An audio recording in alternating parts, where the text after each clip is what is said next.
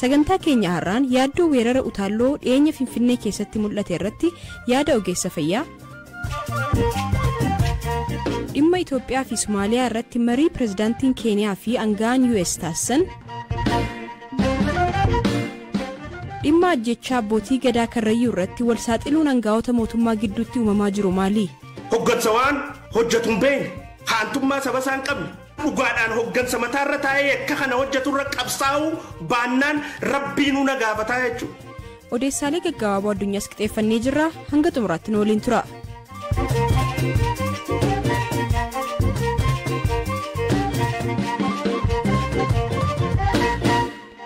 Dhiyeenya magaalaa Finfinnee keessatti namootni hedduu weerara utaalloon hubamuu isaanii himaa jiru. Weerarri kun keessumaa daa'imman hubaa jira.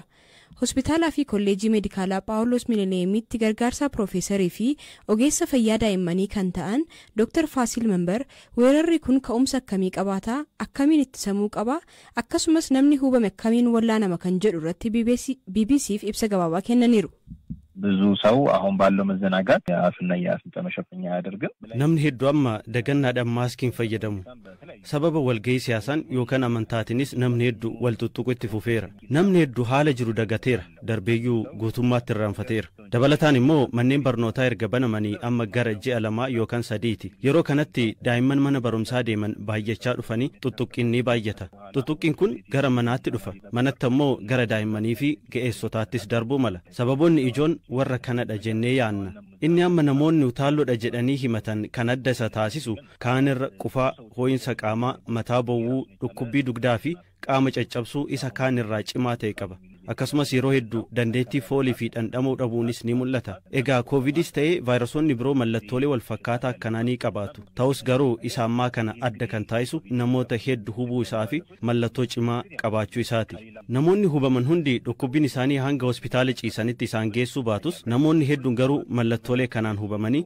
mana keessatti wallaansa argachaa akka jiran ragaalee hedduu qabna koovid dabalatee utaalloo hedduun vaayirasiirraa dhufa malli inni ijoon kana ofirraa ittisuu dandeenyu immoo afaanii fi funyaan keenya haguuguu qulqullina harka keenyaa eeguu fi fageenya murtaa'aa qabaachuudha keessumaa daa'imman umurii ganna 3 gadi jiran salphaatti utaalloof ni saaxilamu kun ammoo gara dhibee cimaa akka niimooniyaatti darbuu danda'a kanaaf mana keessatti daa'immaniif kunuunsa taasisuuf ashaboo xiqqooshee bishaan hoo'an bulbuluun funyaan isaanii keessatti si'a 2 yookaan 3 coobsuun ni gorsama funyaan isaanii akka hin duurne gochuuf wantoota ogeessota fayyaan kennamaniif fayyadamuun barbaachisaadha qulqullina manaa eeguunis barbaachisaadha vaayirasoota akkanaa ofirraa ittisuuf nyaata akka qullubbii adii fayyadamuunis bu'aa akka qabu saayinsiin kan mirkanaa'edha dabalataanis boqonnaa ga'aa fudhachuu dhangala'aa hedduu fayyadamu walumaa galatti gorsa hakiimni kennu hunda hordofuun barbaachisaadha dhibeen kun caalatti daa'imman umurii ji'a 3 gadi jiranii fi namoota dhibee akka sukkaaraa dhiibbaa dhiigaa fi biroo dursanii qaban hubuun wanta hamaaf isaan saaxiluu danda'a of eeggannoo gochuu kan qabu maaskii kan fayyadamuu qabu nama hunda malee isaan qofa miti nuti yoo xiqqaate isaaniif illee jennee of eeggachuun maaskii fayyadamuun barbaachisaadha namoonni tokko maaskiin na ukkaamsa jedhu ta'us garuu dhibee kanaan qabamnee ukkaamamuu irraa maaskii fayyadamnee sa'aatii muraasaaf ukkaamamuu wayya jedheen yaada.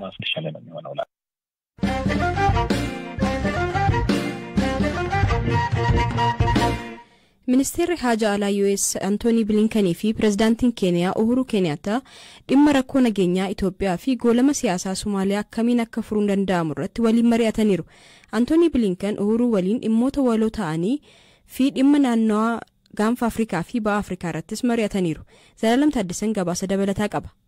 dubbii himaan ministeera dhimma alaa Ameerikaa Ned Price akka karaa toora Tiwiiteraa isaanii irratti ibsanitti qondaaltotni lamaan Itoophiyaa keessatti waraanni hatattamaan dhaabbate nagaan akka bu'u dhiittaan mirga namoomaa fi hokkarri akka dhaabbatu akkasumas mariin akka gaggeeffamu walii galaniiru. Qondaaltotni TPLF loltoota isaanii gara Tigraay deebisuun mariif qophii akka ta'an gaaffii isaanii ifatti dhiyeessaniiru. Mootummaan Itoophiyaas torbee darbee akka ibsetti iddoowwan naannolee Amaaraa fi Affaar keessaa humnoota TPLF'n qabaman erga gadhiisee booda duula waraanaa itti fufee Tigraay keessatti akka hin gaggeessine ibsee ture. Mootummaan Ameerikaa fi dhaabbanni biyyoota gamtoomanis tarkaanfii gareen lamaanuu fudhatan kan deeggaramu ta'uu ibsanii mariin hatattamaan akka eegalu jajjabeessan. Ministeerri dhimma alaa US Antonio Blinken tattaaffii araaraa pireezidaantii Keeniyaa fi ergamaan addaa gamtaa Afrikaa Olusegun Obasanjoo gochaa jiran akka deeggaran ibsaniiru. Mootummaan US tattaaffii araaraa fi jaarsummaa pireezidaantii Keeniyaa fi gamtaa Afrikaatti ergamaan addaa gamtaa Afrikaa Olusegun Obasanjoo taasisaa jiran cimsee akka deeggaru ministeerri haajaa alaa kun ibsu Ned Price ibsa isaanii kanaan eeraniiru. Antonio Blinken dhimma goolama siyaasaa Somaaliyaa irrattis yaada kennaniin filannoon hatattamaan gaggeeffame rakkoon siyaasaa Oromoo akka qabu dhaaman. Dureewwan naannolee biyyattii sadarkaa federaalaa fi naannootti jiran hundinuu filannoo paarlaamaa fi pireezidaantummaa haqaa fi bilisa ta'e kan xaxaa fi hannarraa qulqullaa'ee hatattamaan gaggeessuu irratti fuulleffachuu qabu jedhan qondaalli kun. Mootummaan US yaalii ministeerri muummee Somaaliyaa Rooble aangoo irraa kaasuuf taasifame ni morma kan jedhan Antonio Blinken qaamoleen hunduu dubbii dhaadhessuu fi hammeessuu akkasumas wal sakaaluurraa waliigalteedhaan gara furmaataatti fuulleffachuu qabu jedhan.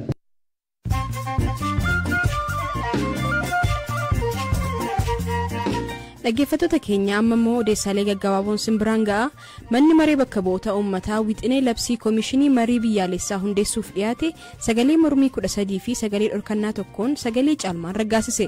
Koomishiniin kun namoota walaba ta'aniin ijaaramee dhiibbaa mootummaan alatti qajeelfama mataa isaatiin marii biyyaalessaa rakkoolee siyaasaa Itoophiyaa barootaaf turaniif furmaata ni uuma jechuun mootummaan ibseera. Gumiin luboota bataskaanaa kaatolikii Itoophiyaa deeggarsa namoota waraana kaaba Itoophiyaatti miidhamaniif akka ooluuf $2 miliyoona akka walitti qabuuf jiran beekse. Gumiin The Catholic Bishops Conference of Ethiopia maallaqicha bataskaanota biraa dhaabbilee kaatolikii fi hordoftoota amantichaa irraa walitti qabuuf karoorfachuu ibse.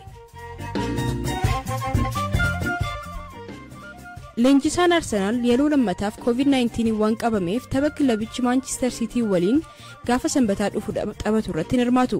Bakka leenjisaa kanaa gargaartonni isaa bakka kan bu'an yoo ta'u yeroo ammaa taphattoonni fi hojjettoonni Premier League 100 ol koronaa vaayirasiin qabamaniiru. Odeessaaleen gaggabaaboo har'aaf qixeeffanne kanuma.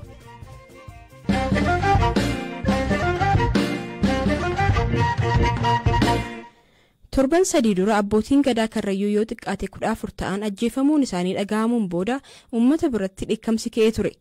Amma aangaa'onni mootummaa lama ajjeechaa abbootii gadaa Karrayyuu kanaaf ajajni kan kenname hooggantoota mootummaa naannoo Oromiyaa keessa jiraniin ta'uu akeekaniiru. Kun ammoo ibsa mootummaan kanaan dura ajjeechaa kana waraana bilisummaa Oromoo kan mootummaan Abaa'oo Shanee jedhee waamutu raawwate jechuun baasee ture kan faalleessudha. Waa'illi keenya ammayyuu tanaa kan aangaa'onni jedhanii fi ibsa bahan irraa gabaasa qixeesse qaba. Hoogganoonni waa mootummaan naannichaa ibsa baaseen faallaatti badii kana keessa quba mootummaatti kan qaban lamadha. Tokko ministeera deetaa ministeera nagaa fi miseensa caffee Oromiyaa obbo Taayyee Danda'a yoo ta'an kan lammataa miseensa paarlaamaa Itoophiyaa Dr. Angaasaa Ibraahim. Lamaanuu yeroo jalqabaaf filannoo biyyaalessaa ja'affaa booda paartii biyya bulchuu bakka bu'uun miseensa qaama seera tumuu ta'an. Dubbii maanduraanii paartii badhaadhinaa Oromiyaa obbo Taayyeen fuula feesbuukii isaanii irratti irra deddeebiin hooggansa Oromiyaa qeeqaa fi himataa turan. Dilbata darbee kan isin shiftaatti ergitanii ficcisiiftan kan abbootii gadaa irraa ajjeeftan jechuun qaama ajjeechaa kana duuba jira jedhan ifatti himataniiru. Dubbiin isaanii kun kan hooggansi naannichaa ajjeechaa raawwateef isa dubbataa ture irraa addadha. Miidiyaa hawaasummaa gubbaa sochii taasisaniin kan beekamanii fi miseensa paarlaamaa kan ta'an obbo Angaasaa Ibraahimis yaada wal fakkaataa kennan. Rakkoo hooggansa sadarkaa naannoo jiru as ba'anii miidiyaa hawaasummaa gubbaa yeroo dubbatanitti akkaataa abbootiin gadaa Karrayyuu itti ajjeefamanis waan quba qaban himaniiru. Ajjechaan Karrayyuu wajji wal qabatu tana mana asistu jechuudha. Tana mana asistu. Dhugaadha. Shira hojjetamee jira. Akkatti hojjetamee jira. Karrayyuun dibicha qalatteeti halkan guutuu du'aayiksii karaa sirna kabajattuutiin godhattee dhiiga addarra godhattee halkan guutuu wanta jechaa bulan. Gaafa 22 ganama poolisni dhaqee isaan marsee jechuudha. Sababni poolisni dhaqeef ijoollee shanee nama laba. Kan poolisatti kijiba himeetu poolisni san fudhatee ijoolleetti dhaqee jechuudha. Sadaasa 22. Gaafa 22 gizeetti dhaqan nama 39 qaban jechuudha. Nama 16 bosona basaqqee jedhamu. Geessaniiti jilbiiffachiisanii naasuu malee ajjeesan jechuudha. Eega qabamee namni maaf ajjeefama? Hidhuun osoo danda'amu, mana murtii dhiyeessuun osoo danda'amu, sababni ajjeefamuuf maal? Nam 16 jechuudha. Dhugaan tanuma. Lamaatu kana keessaa bahe kan ajjeefamin. Lameen bahe kana kan lubbuun bahe kanaatu dhugaa tana baase. Maal jaa jechuun abbaan silaa waan kana gaggeesse? Osoo nama 39 guutuma qabdan sanu akka jirtu cicci gootani osoo akkas gootani bakka takka fixxani oduun tun arraan tana kaatee mootummaatu abbootii gadaa karrayyuudhaa jeesee tayyattu tun nutti kaatu turtee hambisuu keessanii sirrii miti jaanii ijoollee poolisaa komatan jechuudha. Shaneedha jaanii akkas godhan. Jarri shanee miti immoo uummata Oromooti. Hoggansa waan hojjetu hin beekne haantummaa saba isaan qabne.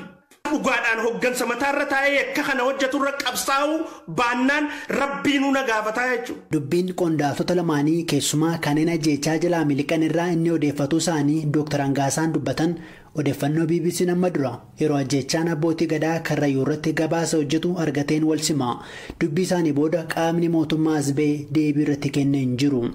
Kana dura mootummaan naannoo Oromiyaa ajjeechaa kana kan raawwate hidhattoota waraana bilisummaa Oromoo kan mootummaan ABO Shanee jedhee waamu ta'uu ibsa baaseen beeksiseera.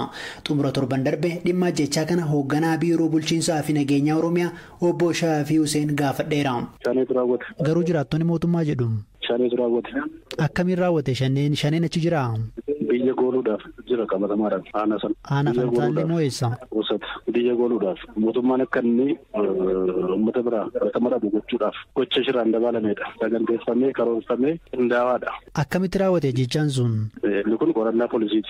Poolisii qorata waan akkasiiti. Inni dhugaa garuu jiraattotaa fi maatii namoota jechaa sanaan maatii of biraa dhaban gaafannaanii kanneen ijaan argan dabalate jechuudha hojjettoota yookiin immoo qondaalota mootummaa himatu humnoota nageenyaa mootummaa jechuu kooti.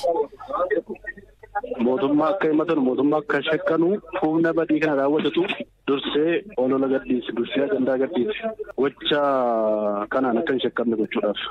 Kana dura waraanni bilisummaa Oromoo mootummaan galmee shororkeessummaatti galchee fi addi bilisummaa Oromoo obbo Daawudiin hoogganamu ajjeechaa raawwateef mootummaa himatanii.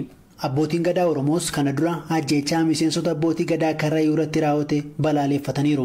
Abbaa gadaa Kadir Hawaas dabalatee tuutni abbootii gadaa ajjeefaman miseensota gadaa Michillee kan dullachaa yoo ta'an gadaaf godaananii bakka kaarra jedhamu qubatanii turan.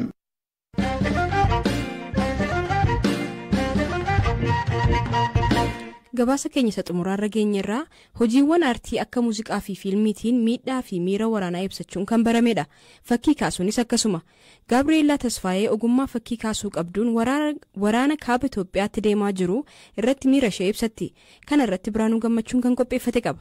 Walwaraansa Itoophiyaa keessatti waggaa tokko ol lakkoofsiseen hedduun qaama irratanii kaan ammoo qoor qalbii cabaniiru. Miira waraanni kun hawaasa keessatti uume namoota hojii artiin ibsan keessaa tokko Gabreelaa Tasfaayeeti. Dhalattuu Tigraay kan taatee fi yeroo ammaa Ameerikaa kan jiraattu Gabreelaa Tasfaayee ogummaa fakkii kaasuu qabduun miira waraana Itoophiyaa keessatti deemaa jiru gabaastuu BBC kan Ameerikaa jirtu Barbaraa Asher waliin turtii gabaabaa taasifteetti. Maaliif burusha ittiin fakkii kaastu akka fudhatteen jalqabdi?